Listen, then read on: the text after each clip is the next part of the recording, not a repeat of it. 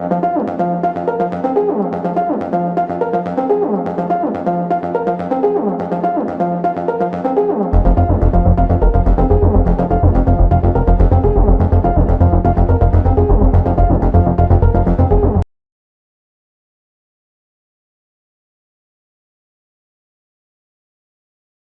is the dawn of the 31st century, and mankind is still at war. Since the fall of the Star League, 5 interstellar nations, called the Great Houses, have embarked in a series of conflicts, known in time as the Succession Wars, to determine whom among them will take the mantle of First Lord of the Star League and unite the Inner Sphere once again under a single banner. For more than 2 centuries now, these empires, called the Successor States, have been in a near constant state of fighting, causing untold number of casualties, and rendering hundreds of worlds lifeless, and technological progress pushed back in a state similar to the modern age of humanity, with even the basic knowledge gained during the golden age of the Star League being labeled nowadays as lost tech. In order to survive in this age of stagnation and ignorance across known space, the successor states have embraced to varying degrees a form of neo-feudalism as a system of governance. Gone also were the days of large-scale campaigns to conquer dozens of systems. Now, the Great Houses are resorting to quick skirmishes, raids on rare resources, and campaigns limited to the taking of a single planet in order to decide who would win their centuries-old struggle. The battlefields of this future are dominated by huge war machines called battle mechs. Piloting these robotic weapons of war are the elite of the Great House's armies, called mech warriors. These professional soldiers, for the most part, are, in a certain way, filling a modern time romantic role model similar to the medieval knights of mankind's distant past. This general state of decentralized governance and constant low-level warfare contrasts greatly with the presence of Comstar, a so-called pacifist and very much semi-religious interstellar organization in charge of maintaining the hyperpulse generator network, the primary means by which interstellar communication is conducted.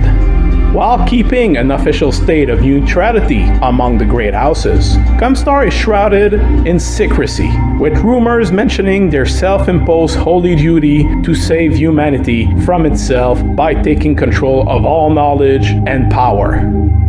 It is the dawn of the 31st century.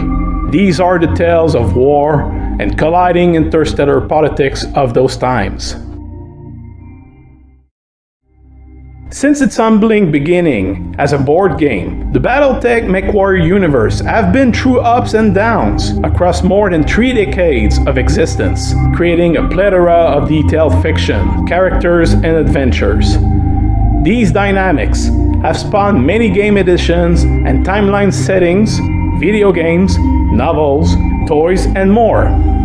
The BattleTech universe is clearly a science fiction setting, focused mainly on war in general and political intrigues across mostly a large range of possible human societies in the far future. While a group of individuals can change the course of a single campaign, major turn points across the timeline are made by the head of states and their retainers, major and minor organizations, as well as entire populations across many systems.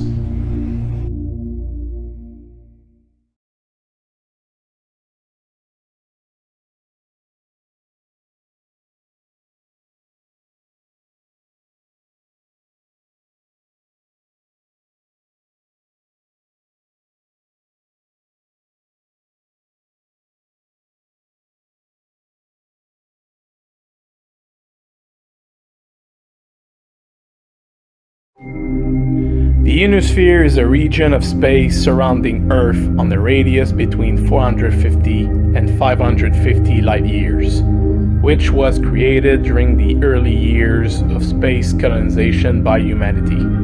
Since the Age of War, This area of interstellar space is mainly defined by the borders of the great houses, both from each other and outer space. Within this region of around 2 million star systems, only 2,000 planets are populated by humanity. The ionosphere is surrounded by a region of space called the periphery, which contains small colonies and a handful of interstellar nations that manage to resist any influence coming from the great houses of the ionosphere, which they call spheroids. The periphery is also surrounded by what is called the deep periphery, but its borders aren't clearly defined, and it is a region of space both nebulous and filled with the dangers of the unknown. The great houses, or successor states, are interstellar empires that englobe the majority of the ionosphere and have dominated this region of space known to man for centuries. Wielding immense power and shaping the lives of trillions of people, each house is ruled by a single individual in its own varying form of dictatorship. The great houses have their origins in the first human expansion across stars, named the Exodus, and the reaction to the strain this space colonization put to the Earth's central government. Regional states rose from the collapse of the central power, and through diplomatic, economic, and military actions, some became the empires that we know today.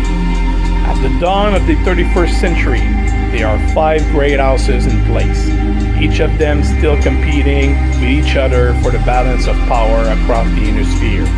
These great houses are House Davian of the Federated Suns, House Kurita of the Draconis Combine, House Liao of the Catalan Confederation, House Steiner of the Lyran Commonwealth, and House Marek of the Free Worlds League. Despite all this, reality is that the large expanse of space and the limited means of communications, each world does enjoy a considerable level of autonomy, which means local authorities rarely face the risk of being overthrown, aside from military intervention by the great houses themselves or planet-wide public revolt. Even then, the great houses possess limited means to keep these planetary governments in check at all times, and so they have embraced various forms of feudalism to bind those mostly independent local governments to their lordship. In keeping with their neo-feudal system, all ionosphere nations includes a noble class, most of them being the planetary leaders themselves, who receives delegated responsibility and authority from the great houses in exchange for a personal oath of fealty. These noble titles or ranks are mainly hereditary, with the designated heirs of the noble house inheriting their parents' rights, estates, and responsibilities. Though most planetary sovereigns can grant minor titles of their own to their subjects, this practice is rare, even for the modern equivalent of knights, the mech warriors. The great houses of the ionosphere are labeled successor states as well. This is in part because during the collapse of the Star League, each of their leaders designated themselves be the next First Lord, the de facto leader of the Star League. Some did it for personal glorification, others as a response to counter the ambitions of others.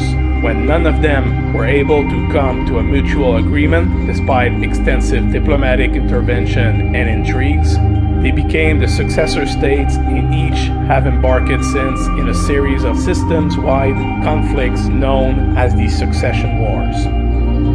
The great houses are the successful results, in varying degrees, of humanity's response to the challenges of their own space expansion that brought their initial central government base on Earth to ruins. What were once in their embryonic stage nothing more than regional states formed by planets in search of mutual preservation or common interest became in time the largest interstellar powers we know them today.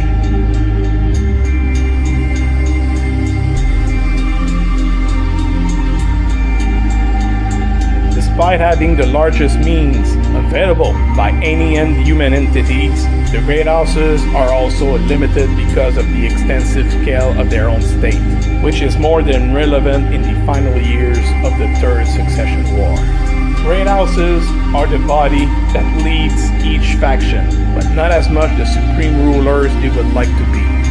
Each have a vast array of retainers, internal organization, planetary rulers, corporates, and military leaders back them up, and they are the actual ones who make the present neo-feudal system work.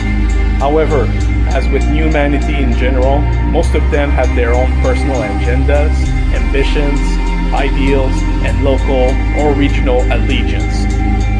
Overall, while most can be very powerful entities, when said power is in very capable hands, those leaders of the Great Houses can be nothing more than figureheads, or even poster boys for their own factions, as history did show in time.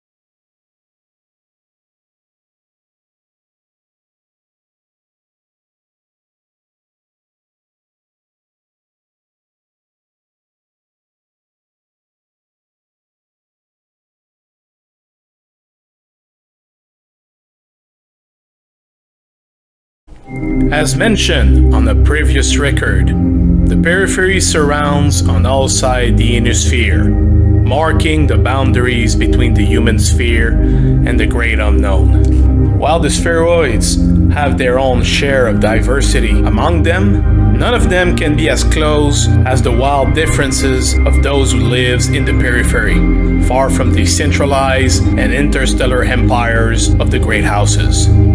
In that vast area of space, diverse interstellar states, both major and minor, bandit kingdoms, and colonies makes the teeniest living inside the frontier a reality, despite being a hard-fought one at best. A contrast between the spheroids and the barbarians of the periphery is their perspective on human written history. Most of the cultures and original colonizer of the periphery were from the poor countries of Earth, their voices rarely being heard and most of the time subject to harsh taxation and discrimination from the richest and powerful nations.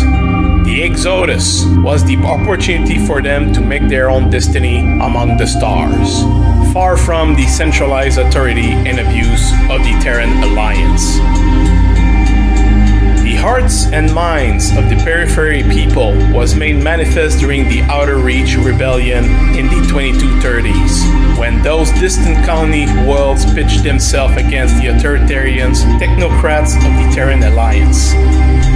The Freedom Declaration still embodies to this day the periphery world's desire to be left alone, even after more than 1,000 years after, and it will most likely be for more centuries to come. While these colonies won their freedom with the fall of the Terran Alliance, it came with the price that they would receive no more assistance from the central government, and so they made the choice to survive on their own in the far reaches of the human sphere. From these intrepid colonists, many interstellar states will emerge and fall in time, especially during the period of their forced integration into the Star League and regain freedom at its fall. Currently, the prevalent major states of the periphery are the Outworlds Alliance under House Avelar, the Magistracy of Canopus under House Centrella, and the Taurian Concordat under House Calderon. There are also minor states that have recently emerged, though still not quite free from their pirates' origins and raid activities. The Marian Hegemony, the Loian League, the Illyrian Palatinate, and the Cercinus Federation. Last are the lowest of the low, the bandit kingdoms, that plagues the periphery and inosphere in equal measures with their constant raids for anything and anyone they need in order to survive. The most prominent of them are the Oberon Confederation, the Tortuga Dominions, Morgraine's Valkyrit, the Pirates of Butehold, and Sentender's World. The unexplored space beyond coherent human sphere of influence is known as the Deep Periphery. Because it is vastly uncharted space, the vague nature of the deep periphery is not clearly defined, no beginnings and no boundaries. It is littered with abandoned colonies, outposts from both periphery and inner-sphere factions, and even some rare interstellar proto-states. But the distance involved means they are isolated from the rest of humanity. The most prominent and dangerous of the deep periphery denizens are the clans, a human civilization who descended from the self-exiled remains of the Star League Defense Force, who had departed the inner sphere after the downfall of the Star League. From the ashes of their own civil war, a strict caste system-based society with harsh eugenic policies would emerge and define the clans. Space is the final frontier, and the periphery is the place.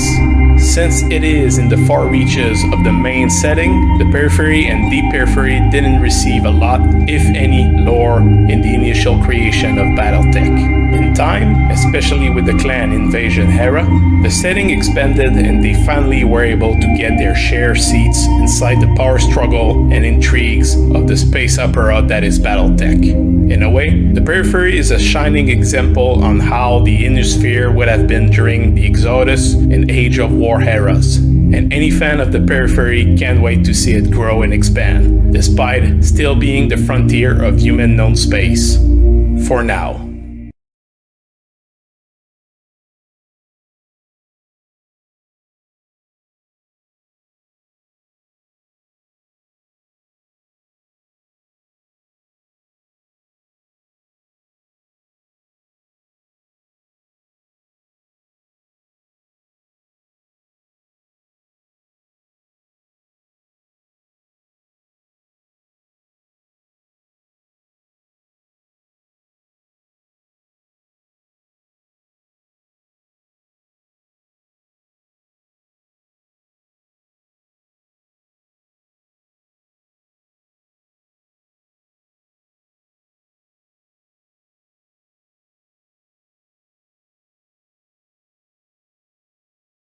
The history of BattleTech is divided into eras and sub-eras, very often grouped inside series of events, new factions, battle mechs, and technologies, as well as release products.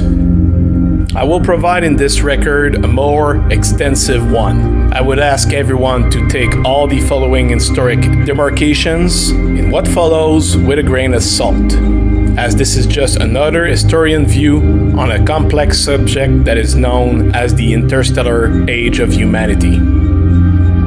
The first one is the Alliance era, from 2005 to 2101, during which the Western Alliance and later Terran Alliance will spend decades to bring more than 120 nations under one banner, with a global government to centralize their combined efforts at preventing wars among the member states, stabilize the international economy, and start researches on early space exploration and colonization. The Exodus era, from 2102 to 2314, began with the success of the Deimos project and the historic jump of the Terran Alliance ship Pathfinder to Tau City in 2108, which opened the way for periods of mass migration under the supervision of the Terran Alliance. The first Alliance survey in 2172 reported over 100 colonies. By 2235, the fourth Alliance survey counted more than 600 worlds. With the expansion from the first Exodus, the issue of clear communications across the vast human sphere, impending governance, and widespread corruption would run amok in the Terran Alliance. The the Outer Reaches rebellion would begin in 2236, and while the Terran Alliance didn't concede defeat, its troops never managed to break the insurrectionists, despite sustaining heavy losses. As more declarations of independence were reaching the Terran Alliance Parliament, the futility of the conflict was finally realized and the troops sent back home. During this period of political chaos, the Demarcation Declaration was passed, saying that from 2242 onward, all colonies beyond the 30 light years boundary from Terra would be granted independence, whether they desired it or not. This brutal cutting of all ties between Terra and the colonies produced in return another massive migration towards more habitable worlds, the Second Exodus. This period marks also the collapse of the Terran Alliance and the emergence of the very first interstellar proto-states. The Age of War era, from 2315 to 2570, started with an early period of consolidation, with the rise of the great houses, and the foundation of the most prominent periphery nations would begin in this era. While the First Endurian War, which began in 2398, would mark in most official records the start of the Age of War, the truth is the Endless Wars period started way before, as the interstellar states would expand their power through economic, diplomatic, and military actions on neighboring systems. However, it was during this mentioned conflict that historians will mark an escalation of violence and atrocities between the emerging interstellar empires, which resulted with the adoption of the Aris Conventions in 2412 by all major powers of the Inner Sphere, which legitimized warfare as diplomacy by other means, but resulted in a more civilized way of fighting that would usually spare the civilians. Nonetheless, this state of constant war took its toll on all the great houses, and soon mediation, even peacemaking efforts, will start in earnest. This will accumulate with the unification of the Inner Sphere under the banner of the Star League in 2571. The Star League era, from 2571 to 2780, it concluded decades of tireless war with the creation of a political and military alliance between all great houses.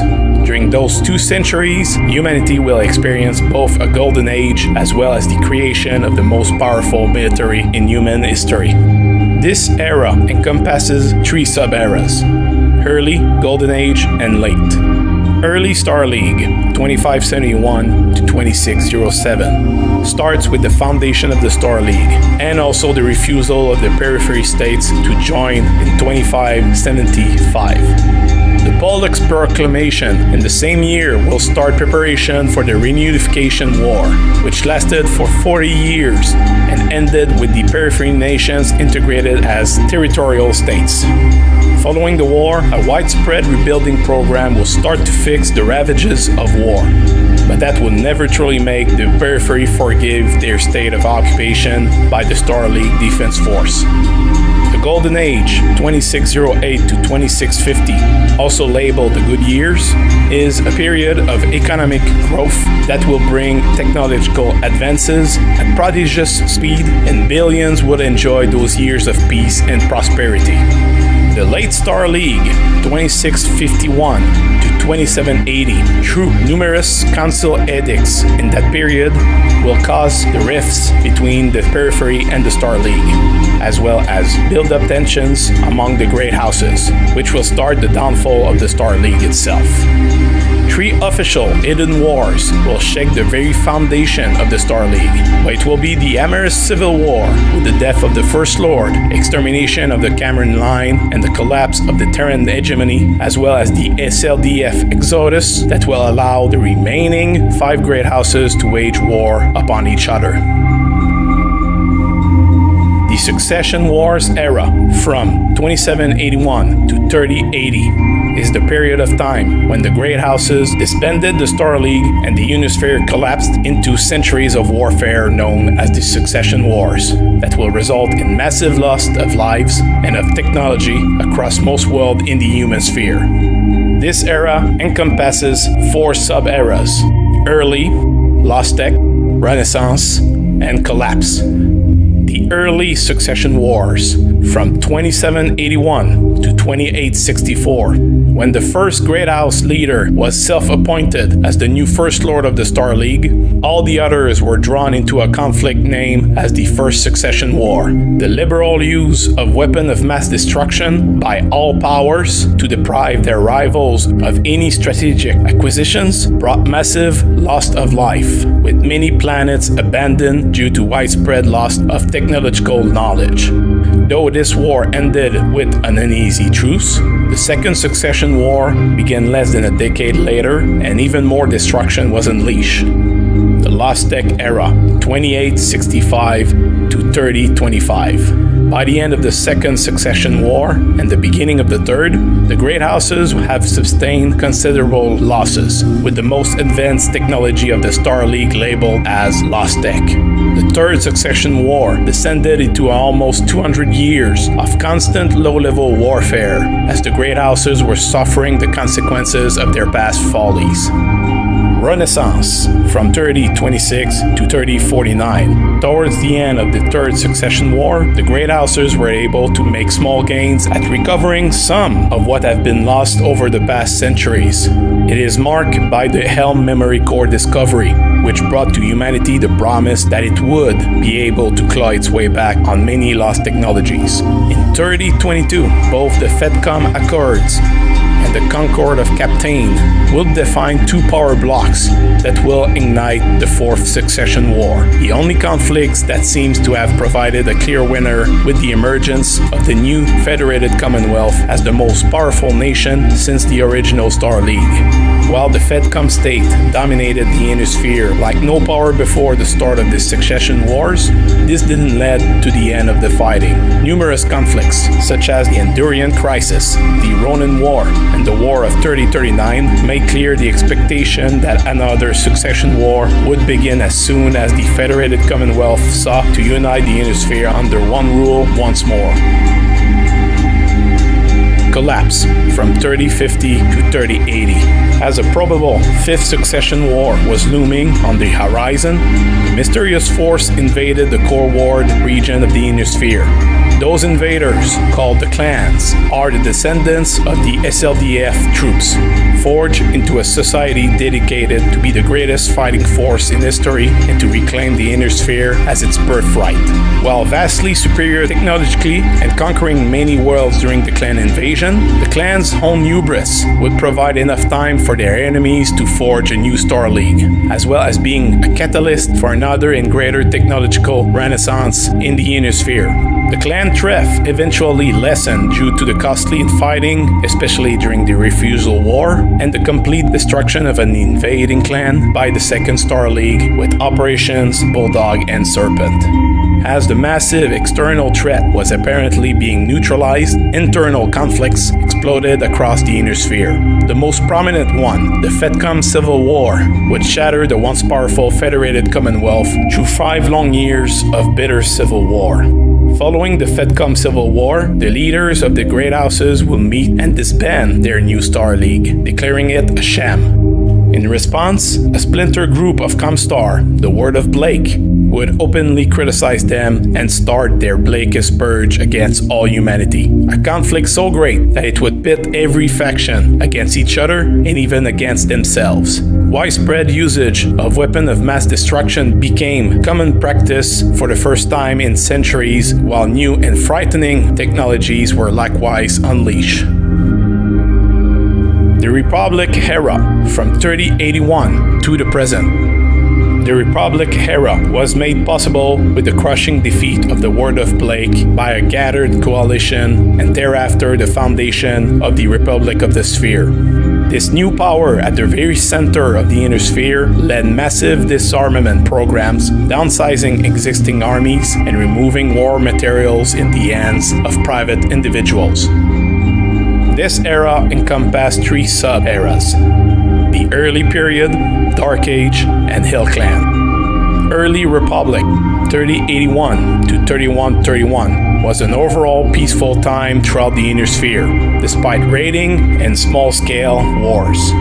The Republic ideals upheld the status quo, despite resistance from the clans and the Great Houses. The Dark Age. 3132 to 3150, was opened with the collapse of the HPG network during the event of Grey Monday. Humanity was suddenly thrusted back to the early years of the bygone Age of War, making the governance of the interstellar empires very difficult, if not impossible. Soon enough, pro-military factions among the clans and the great houses will take action against the Republic of the Sphere. To make matter worse, even rivals factions within the Republic would speed its own collapse, as an alliance of the clans will mark the end of the Republic itself with a planned full-scale invasion aimed at Terra. The Hill Clan, from 3151 to the present, marks a new wave of conflicts not seen in nearly a century, as the clans and great houses wage war against each other in the ruins of the Republic of the Sphere. With the capture of Terra by the clans, an Hill Clan is finally proclaimed, with the refoundation of the Star League and the rise of the new First Lord. While I took some liberties in this record to provide another set of eyes on the historical demarcation of the BattleTech setting, it isn't a critic on Catalyst Game Labs or the prior owners and the fans themselves for the official eras defined by the technologies and the means used for each era on the gameplay side of it. Those eras being the Star League, Succession Wars, Clan Invasion, Civil War, Blake's Purge, Dark Age, and Hill Clan. I will also admit that my personal decision to have the Hill Clan era as a sub-era inside the Republic era is still very much a subject to change, as the setting will move forward in what seems to be nothing else than a second Age of War.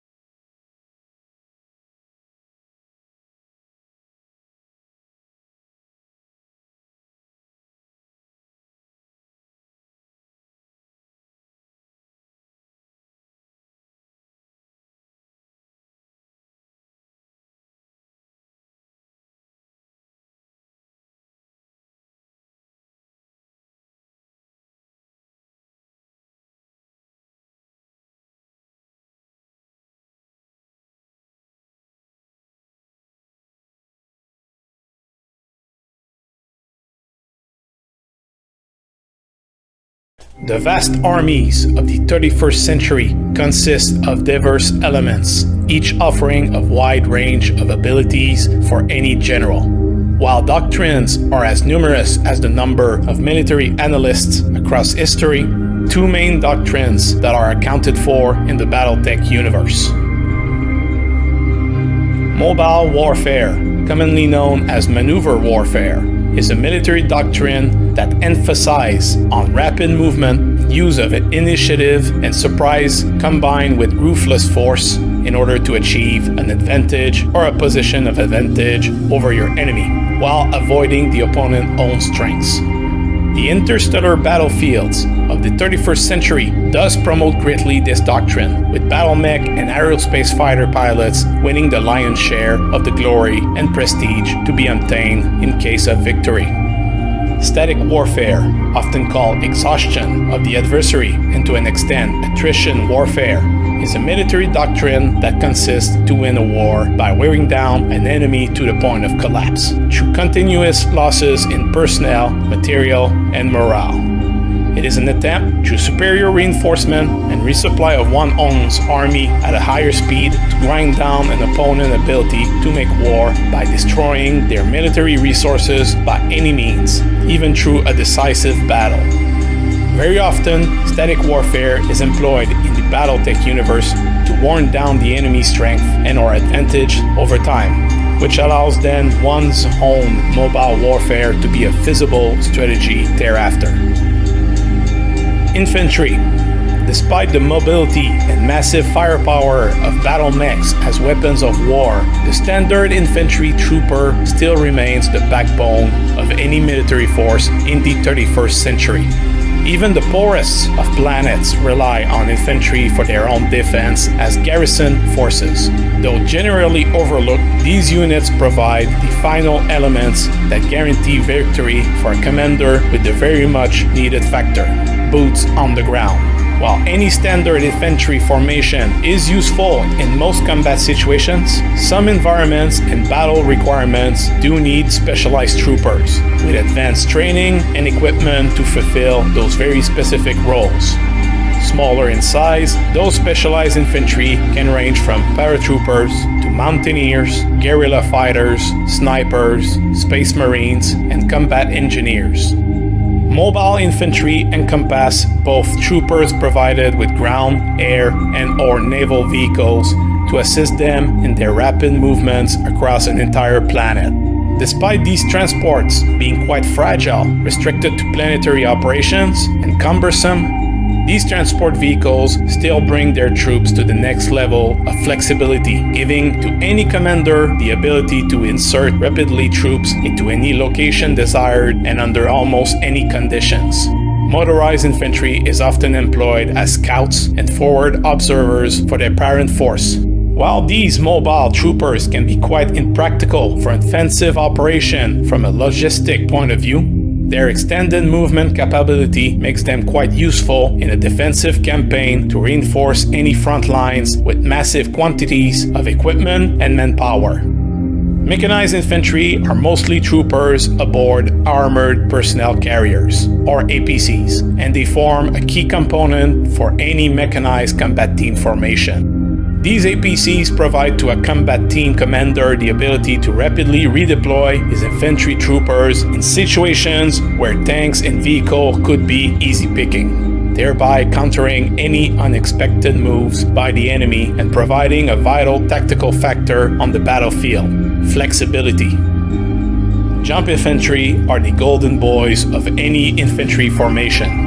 As one of the most expensive type of infantry unit, those troopers are extensively trained in the use of jump packs, which provides to them superior close-range mobility, especially in any urban environment. These highly trained soldiers can even be used to hunt down enemy battle mechs. While a role mostly filled by jump infantry, anti-mech infantry are very specialized troopers trained only for the hazardous task of bringing down a battle mech. Mainly employed in urban or heavily dense areas, such a unit will be equipped with detonation charges, heavy support, or specialized anti-armor weapons, most often the Inferno missile, to immobilize a mech or render it inoperational. The high casualty rates of such a unit means anti-mech infantry is filled with the most determined, if not desperate, troopers available. Battle armor. If still considered among the infantry category by some commanders, battle-armored infantrymen are actually in a class of their own. While troopers wearing powered suits of armor isn't a new concept across the setting of BattleTech, it is the clan invasion during the collapse era that brought up this unique type of unit as it is today. The advent of battle armor did renew interest in the use of infantry as a main factor for mobile warfare. However, their sheer expense to produce still prevent them to hand or even outnumber the continued employment of conventional infantry. Equipped with various weapons such as missiles, small lasers, and/or anti-personnel weapons, just to name a few, these battle armor units can efficiently disable or destroy any light mech. While common among the clans, the spheroids still reserve their few manufactured suits for the most elite of their units: commandos, special forces, and black op operators. Ground vehicles. While the king of mobile warfare before the arrival of the battle mech, this conventional ground force is still used extensively by all 31st century armies across any battlefield, mainly because they are still, to this day, massively produced, easy to be trained on, as well as their low maintenance cost and ease to repair them. Hovercrafts dominate the light vehicles category, being used primarily for reconnaissance, as their design focus on speed makes them very efficient as scouts, even outclassing the light mechs as the best option for this role. Used mainly as skirmishers, wheeled vehicles are often employed to find, harass, and pin down an enemy force until heavier allied forces can be brought to bear. While they don't have the mobility of their mech counterparts, Tracked vehicles are often reserved for the heaviest of tanks, the workforce vehicle for any interstellar state army. Packing serious punch with armor to match, these vehicles can stay in a fight against even battle mechs. Their sheer volume and combined firepower are often the downfall for any mech warrior not cautious enough of them. Artillery. Since the advance of modern warfare, the ability to direct massive firepower at any given target has always been the means by which artillery can provide for any army. This battlefield asset to strike indirectly at an enemy with impunity still is a good factor to bring a quick victory for any commander.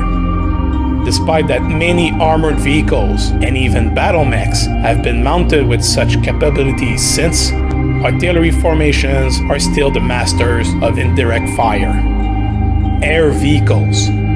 While largely eclipsed by their more versatile and powerful replacement, the aerospace fighter, air vehicles, especially airplanes, still provide a tactical edge that any commander can exploit in battle by controlling the airspace and maintaining air superiority across the battlefield, beyond reconnaissance and troop-ferrying missions. Like their ground counterparts, air vehicles are still in use, even across the 31st century, because they are still way more vastly produced than their more advanced successors.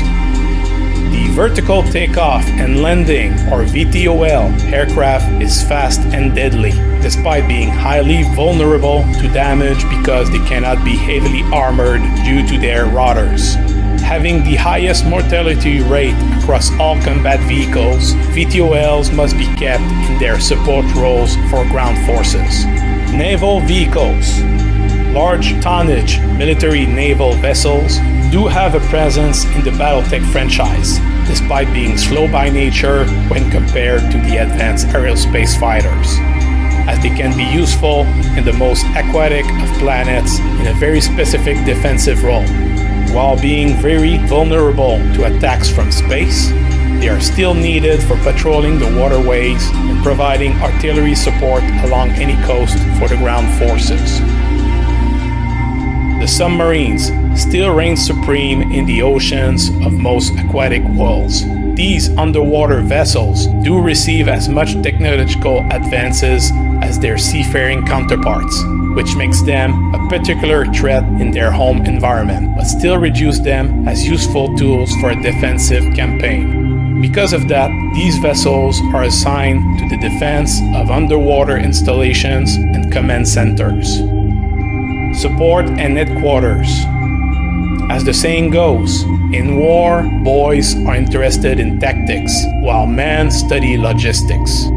The support branch is a vital asset for any army, as all the supplies are useless if they can't be taken to where they are needed, the front lines. Any modern military entity has entire units devoted to moving supplies from dropship or depot to the combat troops. Headquarters are the nerve center for any planetary-scale military action. Information is gathered and collected by computers at the command posts, which are then processing the data for analysis by the commander staff. These officers and NCOs will provide all pertinent information for any commander to make vital, rapid decisions. Battle mechs. The battle mechs, the modern kings of mobile warfare that dominates the battlefields of the 31st century. These huge, man-shaped war machines are faster, more maneuverable, better armored, and more heavily armed with particle projection cannons, lasers, rapid-fire autocannons, and missiles than any other existing ground force. All major armies of the 31st century fields these war machines, which pack enough firepower to flatten pretty much everything else but another battle mech. However, because of their complexities, maintenance requirements, and inherent hazards, battle mechs aren't the most numerous of the forces deployed on the battlefield, as not every planet across human-known space is able to manufacture them, which makes those that can prime targets for military actions, ranging from raids to planetary assaults. More will be said about those terrible weapons of war later on in this record.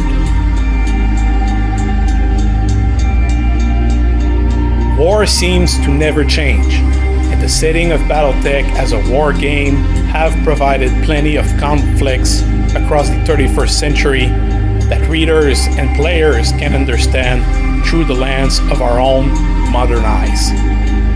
As such, planetary warfare and the troops that any commander employ on the battlefields of the future haven't actually changed much from any of our own modern studies of warfare. While battle mechs are the main focus of the setting, anyone diving deeper into the lore and source books will soon realize they are but a very small part of all the ground forces being employed to wage and win war across the stars.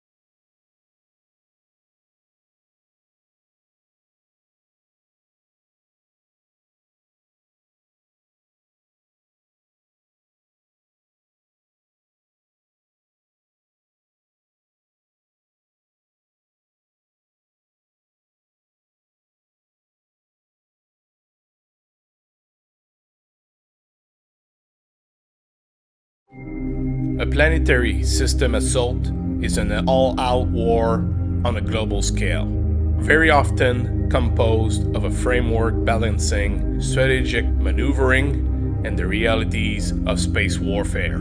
It is from a doctrine which dates back from the 23rd century from its founder, Admiral James McKenna, who will become in time the first Director General of the Terran hegemony. Since the dawn of the interstellar age of humanity, only two pieces of technology have made interstellar warfare possible: jump ships and drop ships. The core nature of interstellar travel itself, since the early days of the Exodus, have created a very specific pattern for any planetary system assault that still endures in the 31st century.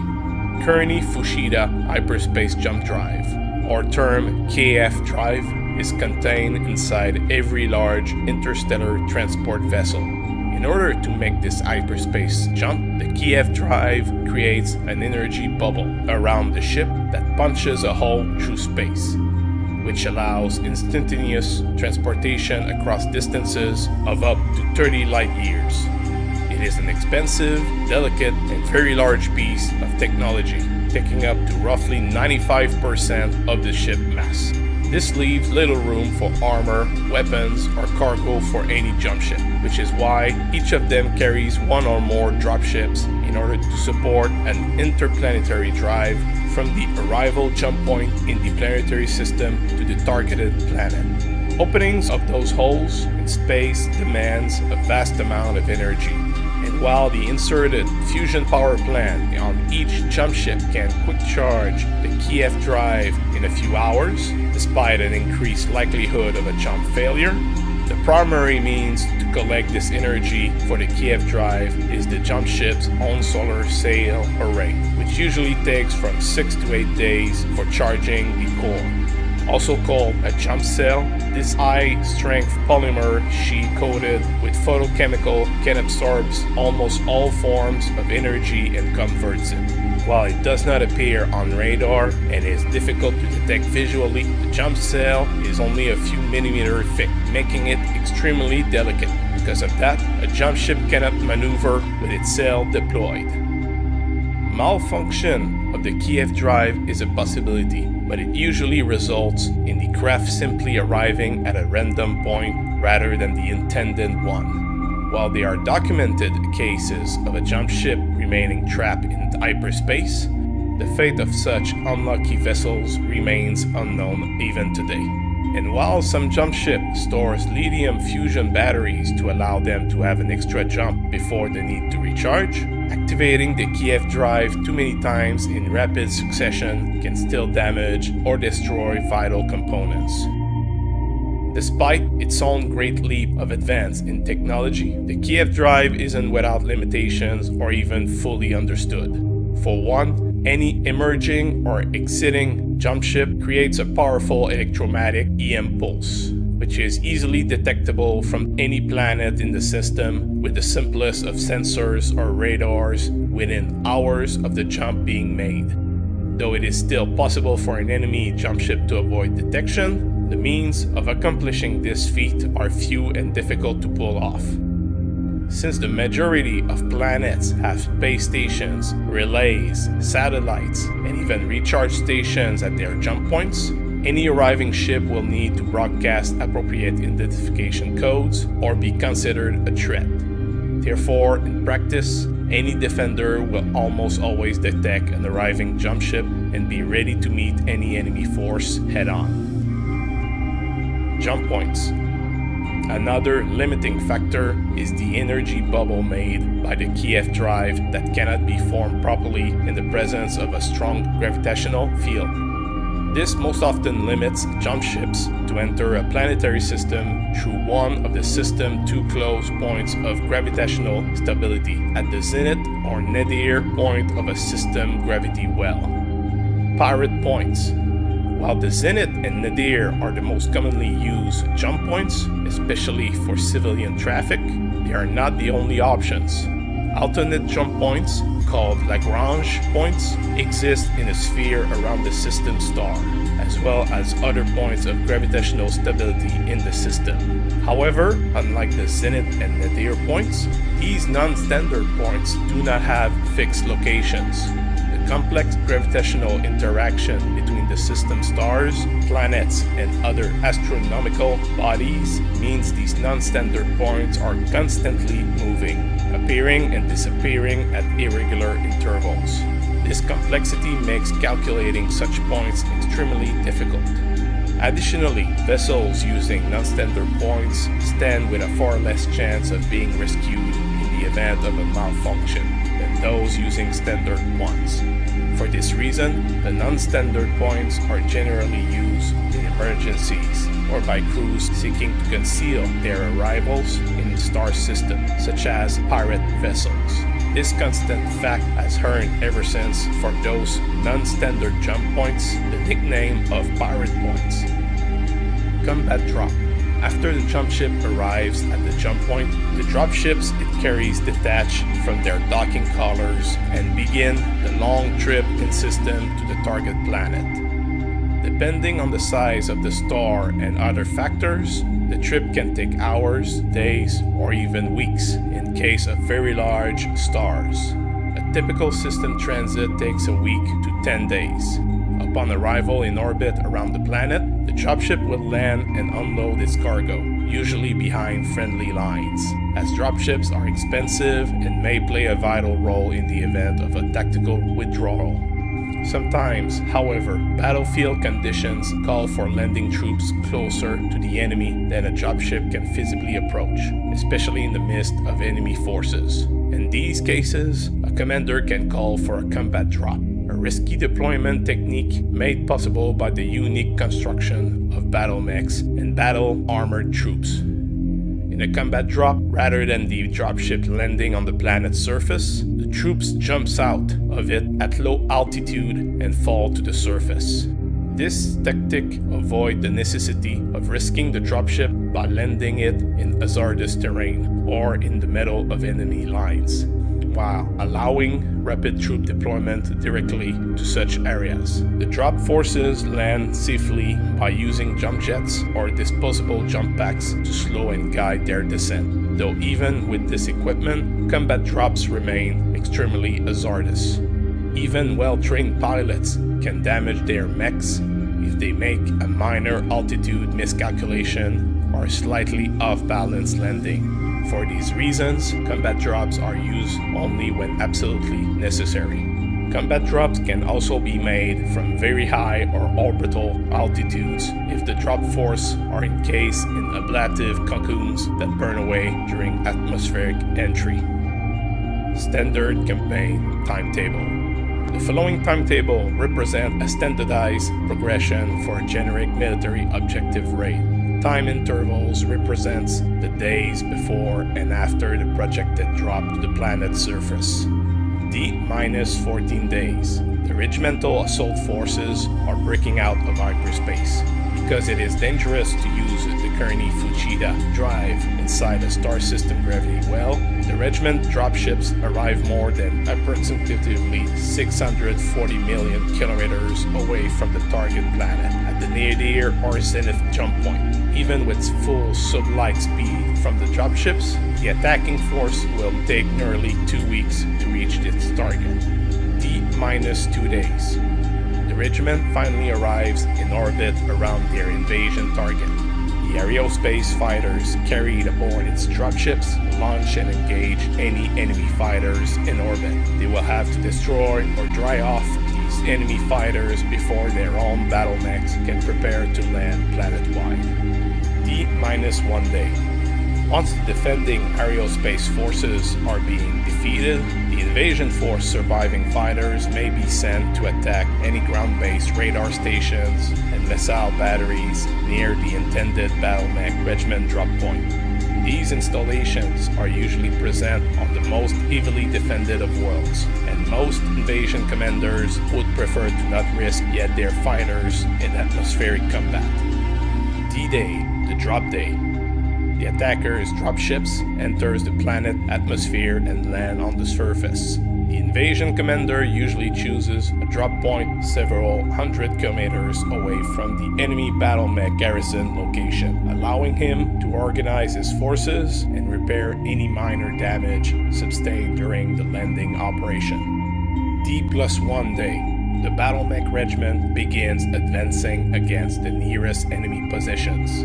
Light battle mech formations are detached to make lightning-fast raids against the planetary garrison, supply points, repair facilities, and surviving aerospace fighter bases. The rest of the regiment advance behind a screen of light and medium battle mechs to their main objective.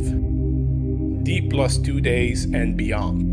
The main invasion force makes contact with the defending planetary garrison. The defending battle mechs probably will have occupied positions in and around water sources such as lakes, streams, and shallow rivers. Because of its rarity, water can be sparse, and the side that controls the water has an obvious tactical advantage. And so, most of the fighting will take place around those positions in order to gain a strategic advantage. The garrison will have to hold out for at least 6 weeks before it can expect to receive any reinforcements from nearby allied systems. If they are badly outnumbered, the defenders may prefer to split up into small units, usually lance platoon size, and operate as a guerrilla force, harassing the invaders but refusing to engage in pitched battles. Aerospace fighters. Often possessing the firepower of a battle mech, the aerospace fighter is far more resilient than its conventional counterpart, and its ability to operate both in atmosphere and in space gives it the versatility that all commanders have used to their advantage for centuries. Aerospace fighters are able to screen or provide an escort for any spacefaring vessel to transport a ground force from their home star system to any targeted star system, with the intent of attacking any particular enemy force. They are an integral part of any mission, from an objective raid to a full-blown planetary invasion. Only their extreme expense, high technology level, and relative fragility when compared with battle mechs keep its pilots from unseating the mech warriors as the prestigious kings of the battlefield in the 31st century. In modern times, 2 classes of aerospace fighters are being in use. Those primarily employed across the human sphere, with variation and improvements, and the modular machines that gave the clans their initial edge, known as Omni-Fighters. The lighter fighters' incredible speed and agility excel in reconnaissance and surgical strikes, while the workforce flexibility specializes in dogfights and attacking an enemy air support. The heaviest of them will be employed as long-range bomber and an escort for dropships. Because their capacities are focused more on protection and firepower than speed and agility, they can even be used in attacking dropships and warships. Dropships. While the term was used in the 22nd century for cargo-carrying shuttles transported by the primitive jump ship of the era, dropship was officially used in late 25th century to refer any interplanetary craft carried on the hull of a jump ship which would drop free upon arrival to their destination. Records mention more than 250 different designs, but only 100 models currently remain in service throughout the Ionosphere.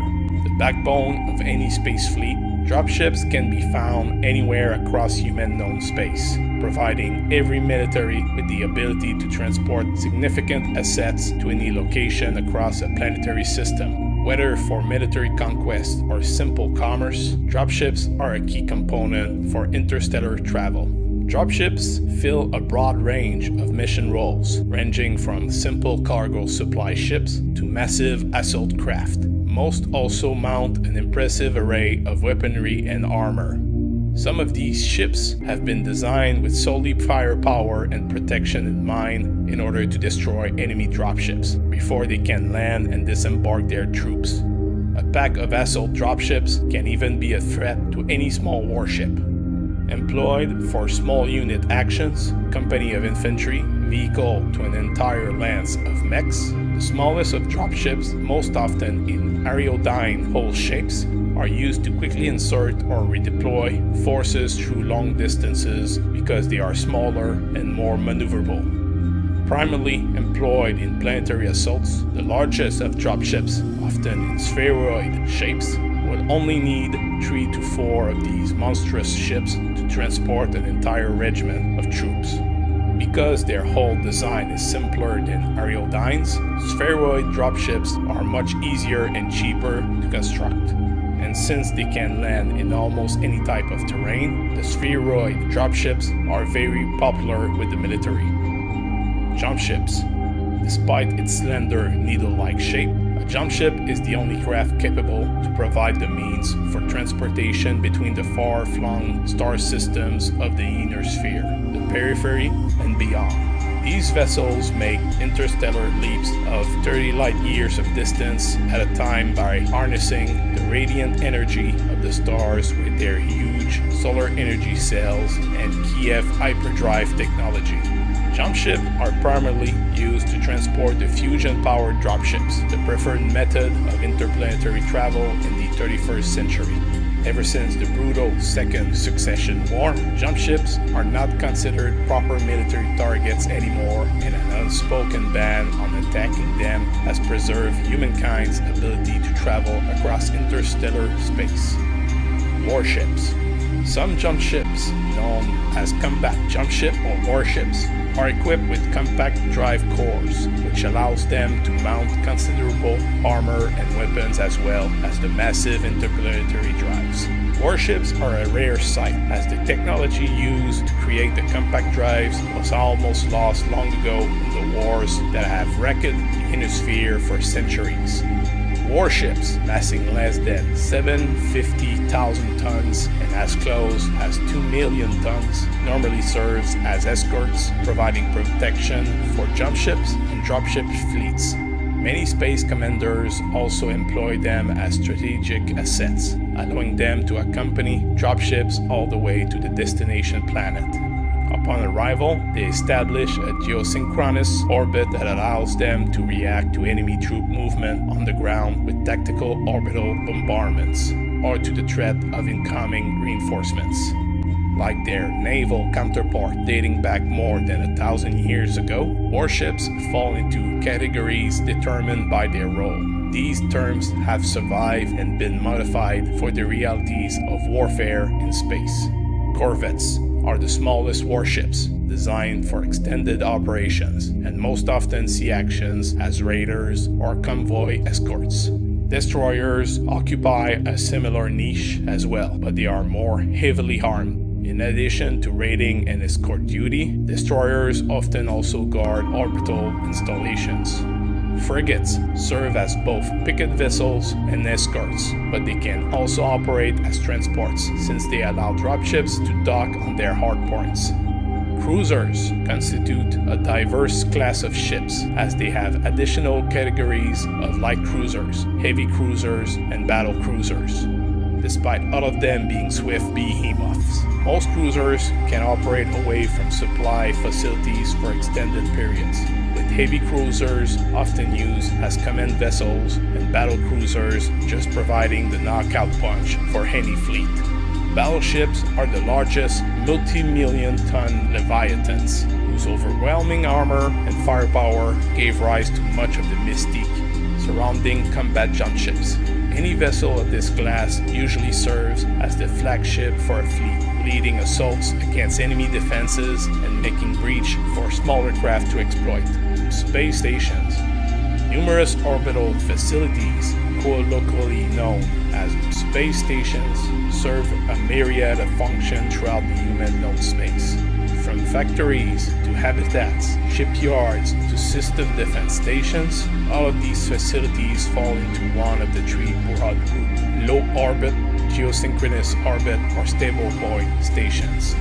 While it is a possibility to destroy them with the proper space vessels, most of the time, designated dropships containing a huge amount of Marines will be attached on those stations in order to capture them and repurpose them for the invaders' need. While the expansions to space warfare with battlespace and aerotech weren't a huge appeal for this board wargame, it did provide an extensive and very important lore on humanity's capabilities for space travel inside the setting of BattleTech. After all, space travel is essential in the transportation of material, goods, war gear, and people across the human sphere, as well as a way of communication and colonization. So while space battles won't get the same preferred treatment as the predominance of ground engagements in BattleTech, it is still a key factor on how effective any ground military action can be, as well as maintaining the current status quo, the core stability of the interstellar states, and even the expansion, if not the survival, of humanity across the stars.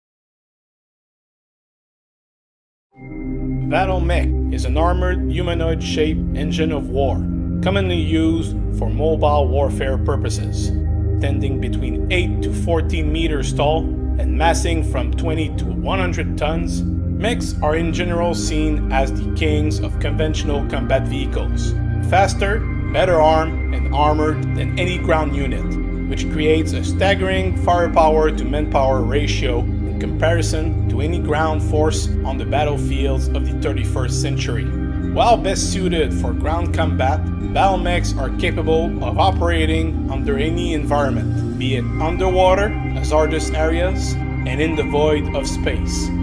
Because of that, the best way to fight a mech is with another mech, preferably one larger and more powerful. Another huge advantage they possess is that any mech is capable of replicating many of the basic movements any human is capable of performing, which allows them to better avoid, deflect, and even lessen the impact of weapon fire. Despite all that, battlemechs aren't perfect machines. There is an incredible expense with producing and maintaining mechs, which can be a logistical nightmare for the most unorganized military unit to keep them operational, especially the lowest of them all, pirates and bandits. any mech can cost multiple millions of C-bills, with some of their cheapest equipment in the hundred thousands of C-bills. Because of that factor, the cheaper and more available conventional ground force have a continued role in the modern warfare of the 31st century. History: Myomer discovery and development. In the early age of spaceflight, mechanical suits and exoskeletons have been developed to increase the strength, speed, and endurance of the workforce in the industrial sector, while decreasing the strain posed on the human body. Of course, despite this technological improvement, the first ones of their kind were extremely primitive, slow, clumsy, severely limited to hydraulic motions.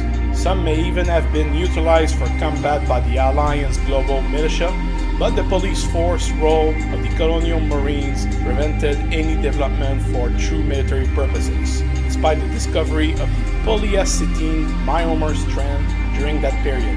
Another reason is that excessively long strand length and high energy requirements to cause the contraction did reduce the viability for the usage of that same technology. Early attempts at combining multiple strands to create bundles or muscles with the intent to reduce the length and increase the strength of the contraction ultimately proved unsuccessful due to the uncoordinated contraction of individual strands. It would take more than 2 centuries, with the fall of the Terran Alliance and the end of the Exodus era, for researches on this technology to bear any more fruit. During the Age of War, the Terran hegemony, under its second Director General Michael Cameron, have embarked in a series of reforms to increase its own efficiency against neighboring interstellar nations, such as the centralization of non-military researches with the foundation of the Hegemony Research Alliance Department, or HRAD. One of these research programs was a collective effort codenamed Operation Musclebound, composed of 5 section leaders and 14 assistants, for improvement of the myomer technology. Professor Gregory Atlas was the principal investigator, his focus on refining the solution through myomer bundle and the improvement of the strand itself. This led to the development of the Schwarzenegger bicep, a bundle of myomer strands interwound with a new nerve circuitry to reduce the initial electrical charge required and to ensure all strands will be triggered as one. On 21st December 2350, the University of Zimbabwe, Experiment 45 Bravo, saw the 2-meter long, 10 centimeter thick bundle contract to 10% of its original length, exerting a force of contraction so tremendous that it destroyed the measurement weights harness, even catapulting the lead test weights into the air. This result wildly exceeded the creator's expectations. For his effort on this breakthrough in myomer technology, with the development of the first viable myomer bundle, Professor Atlas would receive a Nobel Prize. Workmechs and other discoveries. Soon enough, during the reign of the third Director General Margaret Cameron, the development of the first viable myomer bundle was quickly adapted into the civilian market for industrial purposes, such as making exoskeletons more efficient. Those exoskeletons soon found enough employment for a myriad of uses, from construction and mining to research and rescue, as well as firefighting. While the hegemony obtained another decisive advantage in technological sophistication, this led to the creation of the very first work mech, known also as industrial mechs. These machines revolutionized commerce and industry itself. Since the early age that humanity spread across the stars, skilled labor was in very short supply on many colonial worlds across human-known space. With the coming of the work mech, productivity was boosted substantially. Quickly, work mechs found use in rear action support for the hegemony armed forces as well. It wouldn't be long for Professor Atlas, who was bestowed later on with a Nobel title because of this discovery, to have its own research being used by the military, who was interested in adapting his initial breakthrough for frontline combat roles, and his teamwork for military purposes produced many decades later a brand new war machine. However, Many other discoveries will be needed for the battle mech to become a reliable military asset. One of them will be the Diagnostic Interpretation Computer, or DI computer, a very advanced computer system, though not autonomous, to be considered artificial intelligence, was a distributed computer network serving as a central nervous system and critical for the functionality of a mech in combat. The next one will be the birth of the neural helmet, a piece of equipment which has its most basic functions would use the own pilot's sense of balance to help keep the machine upright. By reading the brain waves of the pilot and interpreting the complexity of human thoughts, it provided the necessary data for the DI computer, which will allow a battle mech then the capacity to accomplish most of the basic human movements. The Maquis. The military applications of such technology were apparent, and further research and development continued by the Hegemony Research Alliance Department over the next few decades. It was under the 9th Director General Jacob Cameron, his reign well known for his own militaristic stance concerning interstellar politics and continual interest in the development of advanced technology for the Hegemony armed forces, that the idea of a war machine born from the initial chassis of the work mech would start taking actual shape. Scobell Mechworks, a corporation known already for the production of various industrial mechs, will be the one branching out for the development and secrecy under the supervision of the HRAD. All those breakthroughs and researches will be brought together by Scobell Mechworks in the making of the Maquis MSK-5S, the very first prototype of a battle mech known to mankind. Its very first combat trial will be on the 5th February 2439 at the Yakima Firing Center outside the city of Yakima in North America, Ontario. The pilot of the Maquis, Colonel Charles Kincaid, will be facing off against a lance of 4 remotely operated Merkava heavy tanks, all 4 of them loaded and armed for combat. To the surprise of all witnesses, the trial went through beyond anyone's expectation, as the Maquis utterly destroyed all 4 targets without even suffering any significant damage. This single demonstration from a prototype would be enough to usher in the age of the battle mech. So impressed was he by the results from this combat trial, and facing the backlash of his last military campaigns that ended on poor results and significant loss of lives, Director General Jacob Cameron poured all the resources of his nation into the mass production of this new machine, nearly bankrupting the state in the process for several years. It will be much later on that the inner sphere would experience the first ever battle in recorded history involving battle mechs. In 2443, a raiding party from the Draconis Combine would strike the planet Styx, garrisoned at the time by the 801st AV Armored Regiment, an HAF unit, one of the very first military units to be equipped with battle mechs. On the outskirts of the city of Barbados, a full lance of Maquis MSK-6S went on to destroy a full company of tanks with their infantry support. Facing these new hegemony weapons on a battlefield marred by wet weather conditions and mud, only a single combined tank and a few infantrymen were left alive. They retreated back to their dropship and didn't manage to escape off-world before spreading news throughout the inner sphere about this new weapon of war. This overwhelming victory sent shockwaves across human-known space, as the footage would prove to most that battle mechs will be a decisive factor in the battles to come. The future, near and far. As news of the engagement on Styx spread like wildfire, the major powers spent a lot of energy to confirm and analyze this new unforeseen development, each coveting the hegemony's new war machine and dead set on trying to acquire battle mech technology for themselves. One of the factories in the hegemony was contributed to the mass production of mechs for the HAF was on Esperus 2. It wasn't too long for the Reliant Commonwealth to make an infiltration and steal the blueprints of the Maquis. The best of the Lion Intelligence Corps, the LIC, was ordered by the Archon for the task, but after 6 years of attempts, they were barely able to just produce a detailed map of the facility itself.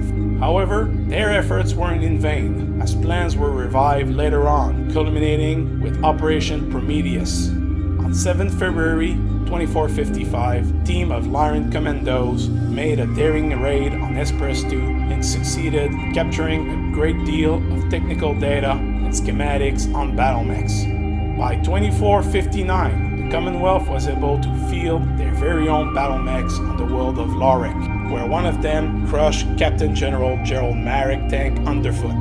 This military action announced to the other great houses that the secret for the construction of BattleMech was now out in the open, and each in their very own way worked on obtaining it. The Federated Sons managed through negotiation and a hefty payment to the Commonwealth, while the Dragonist Combine just sent their own commando team for a raid on the Lyran Smeg factory on the world of Coventry.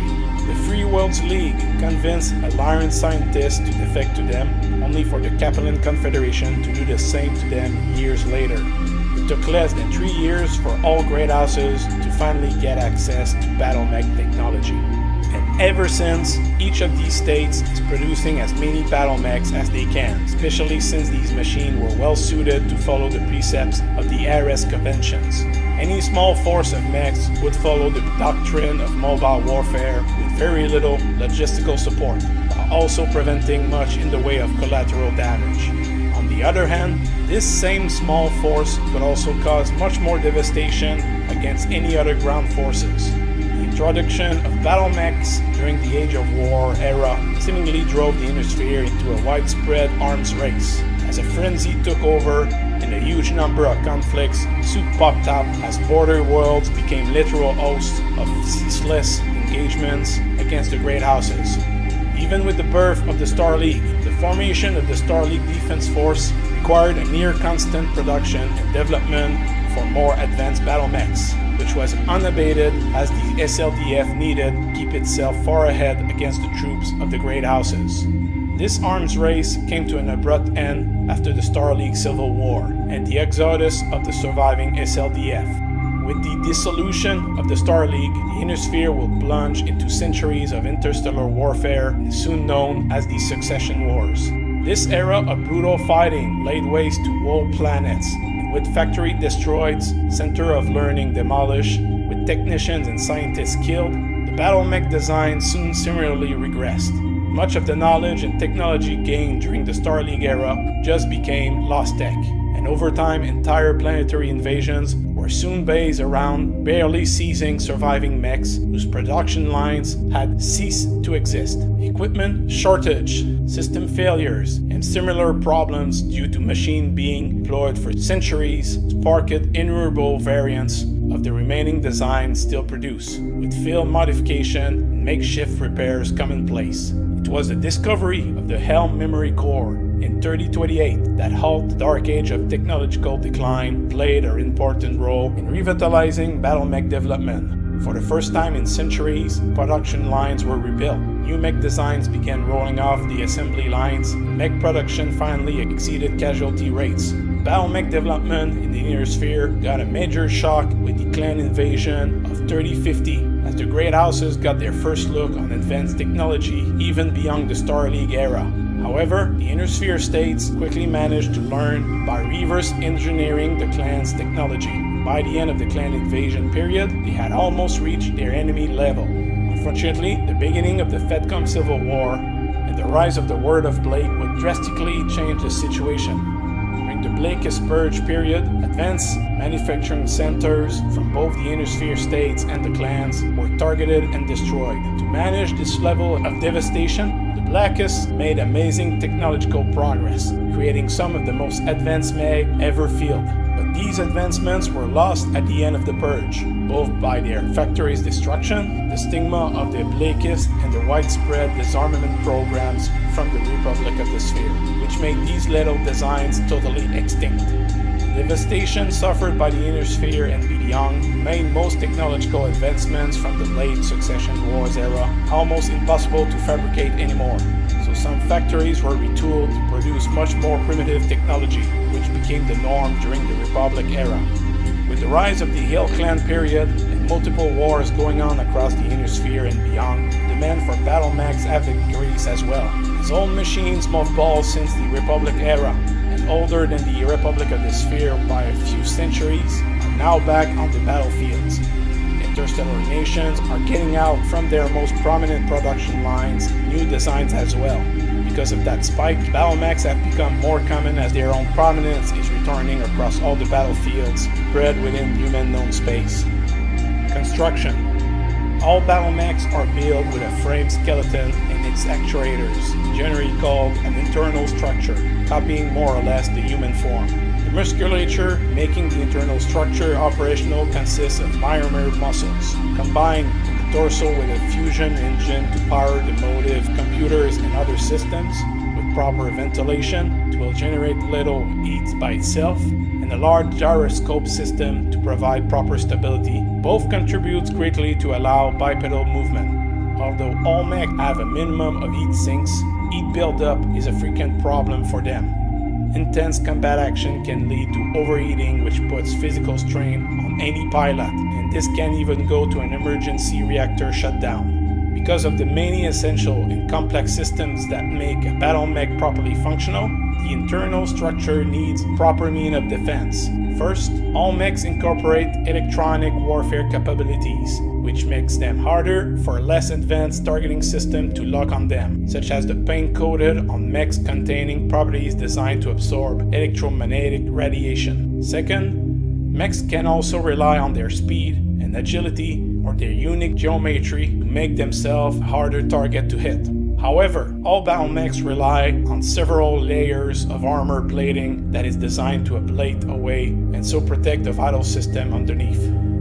Battlemechs carry weaponry which brought under one of the three categories: ballistic, energy, and missile weapons. Ballistic weapons produce little heat but need ammunition, weight, and space requirements.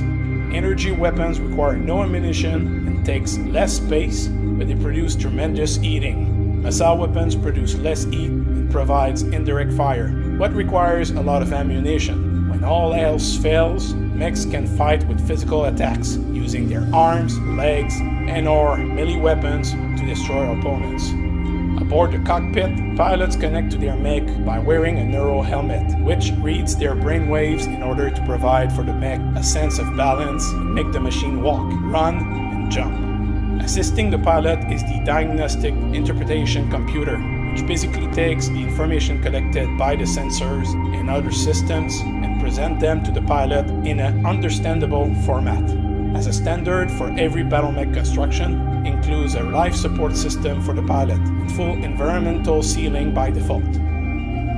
Variants: LAM, Omnimech, and Protomech.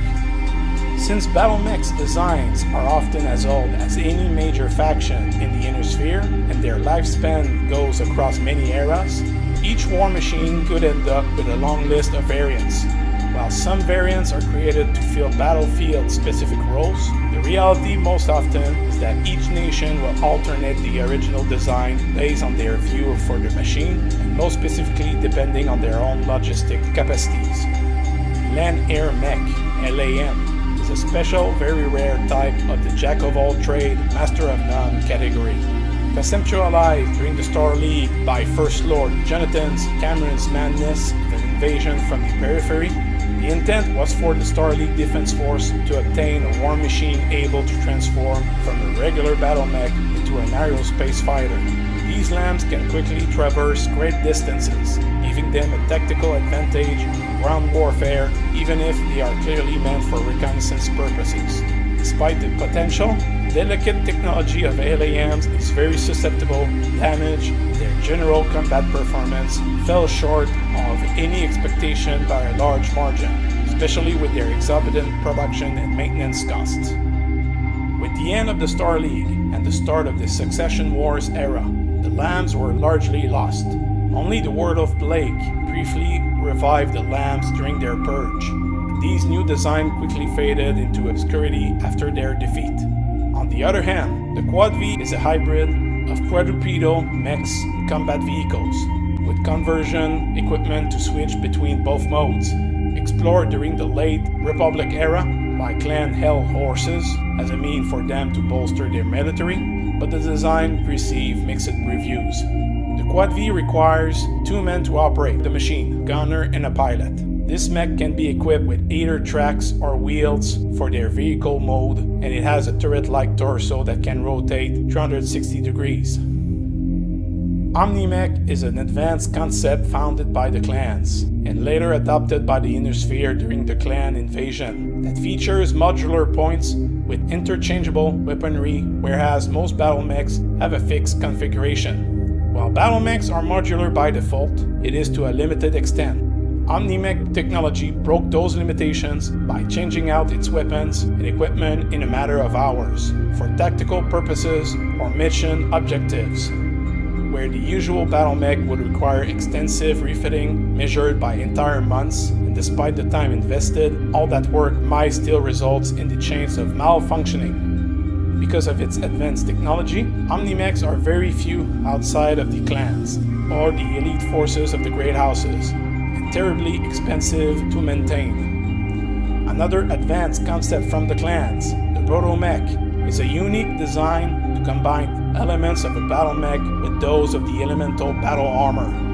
Due to shortage of material and terrible loss at the end of the clan invasion, scientists of Clan Smoke Jaguar conceived the Proto-Mech to be a way for battle armored troops to possess the firepower of a battle mech without the large amount of resources required for production. However, the breeding program for this new type of clan warrior for the Proto-Mech ended initially in failure, and the required enhanced imaging system to operate it was still a largely unexplored technology, with long-term negative side effects associated to it. With the destruction of Clan Smoke Jaguar, many clans then acquired the technology for their own purposes, and Proto-Mechs were then produced in limited numbers.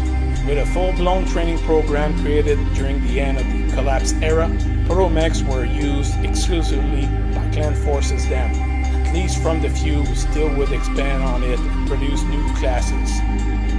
The only spheroid faction to explore this questionably ethical technology was the Word of Blake. After the Blake is purged, it was soon forgotten in the ash of their own destruction. At the dawn of the L-Clan period, there are no official references, with most clans using them because of the technology later connection to the society, a secret cable of clan scientists who attempted to overthrow the general culture of the clans for one of their own making during the Wars of Reaving. Chassis types. There is a variety of chassis types for battle mechs. The first one is the bipedal mechs, separated among themselves in 3 different categories of legs. The vast majority being the humanoid battle mech with knee joints legs. The slightly less common category is the reverse joints bipedal mechs, also known as chicken walker. The last and rarest among those 3 is the digitigrade bipedal mech, which have hip, knee, and ankle joints, but also that walks on their toes. Next category is the tripodal mech, which is rather rare as mechs normally have 2 or 4 legs. While some tripodal mechs were designed as far back as in the early days of the Star League era, the general concept remained mostly obscure for centuries, even during the current L-Clan period. The quadrupedal mech category, or quad mech, use its arms as legs, and thus provide for them some additional bonus in stability. While slightly more common since the end of the clan invasion due to improvement in their fabrication, this category is much aligned by giving away the overall versatility of battle mechs and the stigma of the very early designs that proved notoriously flawed, hard to maintain, and very susceptible to breakdowns. Weight classifications. Battle mechs are separated through 4 official weight classifications: light, medium, heavy, and assault. All light mechs are weighing from 20 up to 35 tons, and because of this, their internal structure is limited to a small layer of armor, and they are lightly armed. This vulnerability is countered by higher efficiency from their fusion reactors, and thus superior mobility is the common trait for their survival on the battlefield. The low production cost and good supply of spare parts meant that light mechs are rather widespread throughout the Inner Sphere, no matter the era. Most of them are used in general as scouts and anti-personnel units, but some with relatively heavier armament do see frontline combat duty instead. workhorse of most armies, medium mechs weighs between 40 to 55. They fall in the vacuum between the agile light mechs and the powerful heavy mechs. While unable to match each class in their specialties, medium mechs are the most balanced in terms of speed, armor, and weaponry, making them tremendously versatile. The fastest of them serves as command units among light mechs, or as flanking units for their heavier counterparts due to being more mobile and bring their weapons to bear on vulnerable areas. Given time and proper terrain, medium mechs can be superior combatants in single combat. Solely employed for frontline combat duty, heavy mechs weighs 60 to 75 tons. Being less versatile and slower than medium mechs, they compensate for this by having heavier armor, more weapons, payloads. Capable of delivering heavy firepower over long ranges while retaining enough mobility, heavy mechs are a formidable force to behold. Some designs are more adapted to very specific roles in combat, improving the overall combat performance of their unit, but making them a poor choice for single combat. For those specialist mechs, the support of their partner units is paramount. Weighing between 80 to 100 tons, assault mechs are the juggernauts among battle mechs, able to mount up to 50 tons of weapons and thick armor protection. Because of their tremendous firepower, assault mechs perform best as the spearhead of any frontal assault or augmenting entrenched defensive positions. Typically used as command units, assault platforms, and fire support. As a trade-off for their lack of speed and mobility, they are generally very slow and often require friendly units to protect their flanks. Due to the prohibitive cost and very limited production, assault mechs made up only a small fraction of all battle mechs. Unit roles. The purpose of a scout unit is to operate in the dangerous role of reconnaissance for the main force, to spot for indirect fire, and even bully missile boats and snipers. The scout mobility is a defining feature for their role, but they also tend to carry advanced electronics to increase their opportunity to attack an enemy from the rear. Also, any specialized gear that can boost the effectiveness of other units will most likely be installed on any scout mech, such as the missile boats. They also tend to be very cheap to produce, and they can also overwhelm larger mechs with sheer numbers. Ambushers are combat units intended to lie in wait before attacking an unprepared unit. They can do a huge amount of damage, assuming that they can stay out of sight until the enemy gets within range, as an open field battle will go against any ambusher quickly because of range weakness. Because of this, they will utilize cover as much as possible, and their role is commonly employed in urban combat. While not as fast as scout units, ambushers possess enough mobility, and as cheaper units overall, they can often be used to swarm the enemy. Skirmishers are considered the most suitable for fluid combat environment due to being fast, mobile, and armed enough for their weight class.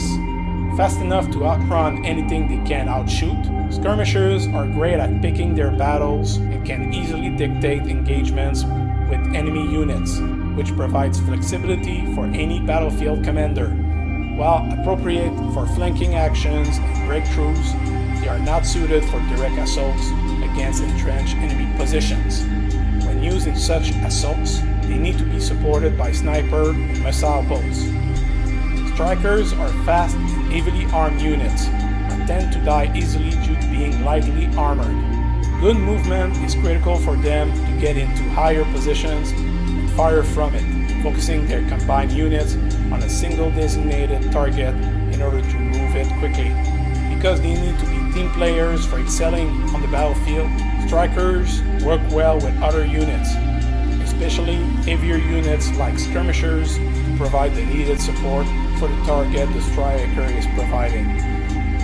Brawlers are the frontline units, capable of performing adequately in any situation and can engage targets most ranges, though they aren't specialized for extensive combat or any specific range.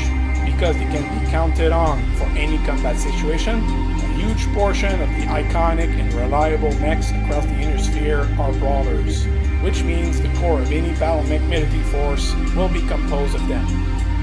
Missile boats are units carrying numerous missile launchers, or very large ones. This means that they are capable of providing indirect fire and/or do a lot of damage from very far away. As providers of heavy, long-range fire support, most tend to sacrifice close-range defense in return. In order to avoid close-quarters combat, they operate nearby with skirmishers and/or strikers as support, generally getting close to the targeted units, while the missile boats provide fire support from behind full cover, such as a hill. Snipers can be similar in their fire support role to the missile boats on the battlefield, but they rely instead on very high damage from their weapons fire at any mech in the open. Since they can attack from a completely hidden location, snipers usually use their speed to move quickly from a firing spot to another, any cover to increase their stealth before firing and long-range distance capability of their weapons, as they have very few close-range means to defend themselves. Juggernauts are categorically the slowest combat units, used in both assault and defense roles. Heavily armored and heavily armed, they are both the line holders and the siege breakers, uncontested masters of short-range combat with their heavy weaponry, eradicating enemies with a few trigger pulls.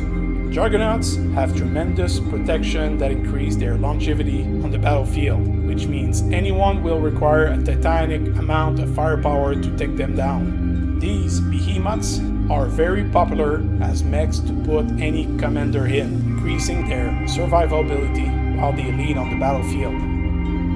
Mech warriors. To understand what it means to be a mech warrior, the best way is to cover the very first mech jock who piloted a battle mech on the battlefield. Recorded history gave this designation to a man named Charles Kincaid.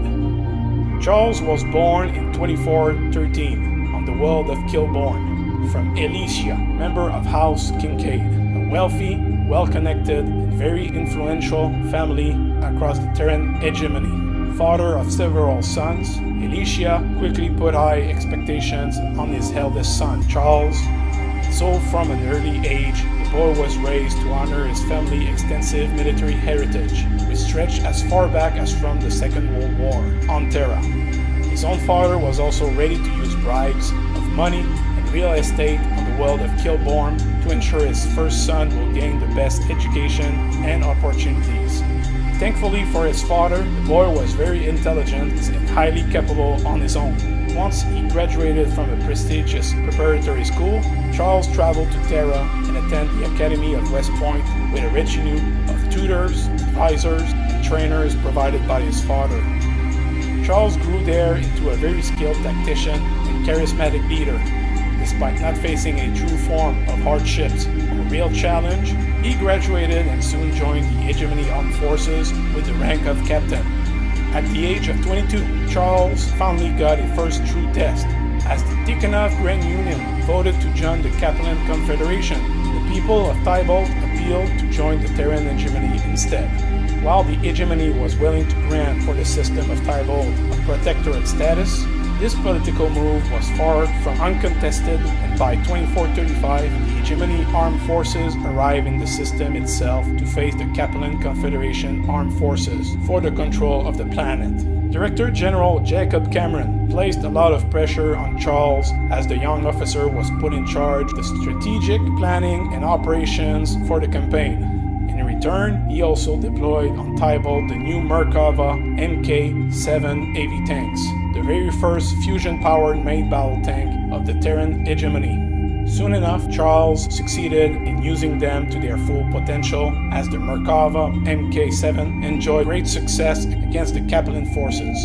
During the campaign, the 132nd Heavy Armored Regiment lost its commander from a Kaplan airstrike. Despite the initial shock, Major Theodore Cameron rallied his forces and led from the front to make a breakthrough in the Kaplan line across the Aswan Ridge. This action alone was enough to break the stalemate and make Tybolt an official hegemony protectorate.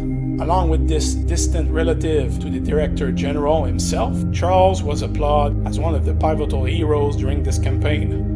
Enjoying good relations with the ruling House Cameron and with his father's contact in a number of weapons firms, Charles will end up becoming the final test pilot for the Maquis prototype. The pressure to gain such great prestige made him willing to succeed at all costs. On the 5th February 2439, then Colonel Charles Kincaid squared off against remote-controlled Merkava Mark 7 heavy tanks and was successful, ushering with this demonstration the age of the battle mech. However, having his own mark in history came with a price. Charles Kincaid faced numerous charges of favoritism, mostly due to his father's meddlings and bribes.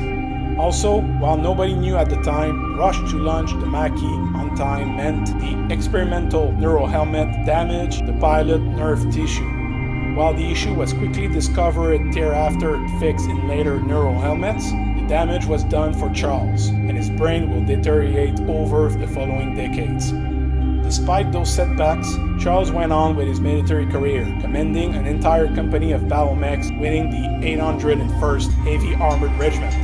In 2443, during a tour of duty on the planet of Styx, Charles' unit would face a raiding party from the Draconis Combine. His lance will be involved in the first actual battle mech combat in the Inner Sphere, destroying a company of armored with their infantry support on the outskirts of the city of Barbados. Despite this overwhelming victory, with the scandal still fresh in his mind, Charles covered his own participation in the fight, giving the laurels to his own assistant and lover, Major Amanda Cunningham. Unfortunately for Charles, the battle at Styx would be his very last one as a mech warrior. Though he remained a successful officer for a time, his growing tremors in his limbs forced him to leave frontline duties, despite still being the pilot of the Maquis he has since Styx in the unit roster. His own family knew for a while the truth on the matter, but with the backing of the government highest level of the Terran hegemony, their official stance was that Charles was suffering from brain damage he received during the Styx campaign, and he would never recover from this injury. By 2481, Charles Kincaid finally died in his family estate on Kilbourne at the age of 68. Charles Kincaid's life embodies mostly what someone can expect if they take the path of a mech warrior. Battle mechs are such important war machine in the Great House's armies that a majority of them are in the hands of nobles, very loyal officers from families with a long military history, or exceptionally skilled pilots enlisted to fight for their sake. As such, most interstellar nations will work to keep those machines and their pilots under their umbrella, no matter the cost. Because of this, as far back as the Age of War era, the mech warriors quickly became the romantic knights of early interstellar age of humanity. First through the medias, but later on literally with rewards, promotions, and offers to step inside the Great House's nobility ranks. Many nations created as well their very own knighthoods and military orders, all with specific conditions of admittance and creeds to live by, thus creating a military brotherhood for the elite. However, despite technological improvements across the centuries, the lifestyle of a mech warrior is still filled with numerous life-threatening risks. The easiest among them to see is that engagements between mechs can be very strenuous, records showing countless duels or battles between evenly matched forces to last for entire days without a single pause. This constant strain on the human body requires for mech jocks to keep themselves in active shape, as their own stamina can be the very last factor that would make the difference between life and death. The next factor is that battle mechs do run hot during such brutal engagements, and the residual heat exposure will pitch all mech warriors very near the real risk dehydration and heat stroke, which is countered to an extent through the cooling vest all mech warriors wear. When the heat itself won't cause the shattering and detonation of all ammunition in the machines, or cause the emergency shutdown of the fusion reactor, and abruptly stops any mobile battle mech to turn them into easy prey for anyone ready to shoot at. Next in line is the neural connection made through the neural helmet that allows all mech warriors to establish a special bond with their machine. While it is often seen as the special trait required to be a mech warrior, as most people aren't able to endure the interface effect from the neural connection without being disoriented or even motion sick. However, even if it isn't proven yet, this primitive extension of their mind through an entire war machine could be the spark of many strange quirks found among mech warriors. Develops in time superstitions and eccentric behaviors, pastimes, and/or obsessions. The worst traits of note are crippling level of narcissism, delusions concerning their own mortality, and absolute dehumanization of the pilot for their fellow humans. Many MechWarriors feeling truly alive only once they are inside the cockpit of their war machines. This also can be explained with the general view of mechs being more valuable than the pilot themselves, as machines can be easily replaced, but a MechWarrior surely can be. Another aspect is that most well-maintained battle mechs are family heirlooms, being on active duty for centuries, while many generations of pilots make use of them to stomp across the battlefields of the inner sphere. There is a common expression that can summarize this cultural view: kill the meat, save the metal. Last but not least is that while battle mechs are very mobile and possess a gyroscope system to keep their balance, many factors can still cause this war machine to stumble and fall on the ground. This also means that pilots that experience this fall can be easily compared from the fall of a third or fourth floor, with barely enough straps and cushions from their seat to break the impact.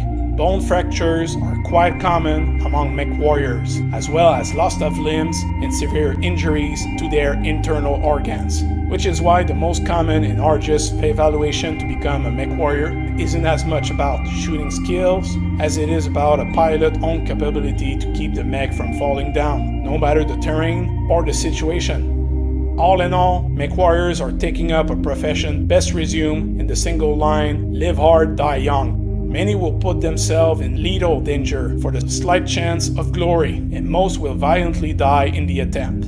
But the rewards often can outweigh the risk and pitfalls, such as gaining extensive real estate on the planet and prestige only a very few can reach in a lifetime. However, there is a fate worse than death for any MechWarrior: joining the ranks of the dispossessed. While it is possible for a pilot to eject from its own mech in order to prevent their own death, the risk to be gunned down by the enemy on the battlefield are very real.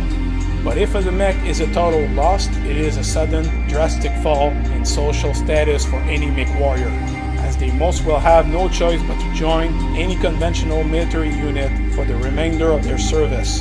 Outcast from their place of prestige, this person can be quite ready to take any acts of pure desperation to obtain enough salvage for repairing their damaged mech, or obtain another one recently freed from their own deceased pilot. While both MechWarriors and battle mechs are the poster boys of BattleTech, and the setting do follow the ups and downs of numerous legends and overcoming adversity across the eras, the common pilots actually go through a very brutal and horribly taxing lifestyle. The lowest of them being bandits and the worst type of mercenaries, own lifespan not going beyond some months or even a couple of years as best. As for the battle mech themselves, these engines of war are priceless beyond compare and worth their weight on any battlefield. Therefore, most would never see the end of their usefulness, as they can be salvaged by anyone with the proper logistic and technical means, and have them fixed up before sending them back again on the front line. After more than 5, if not even 6 centuries predominance, truly this symbolizes the prevalence of mechs over human life.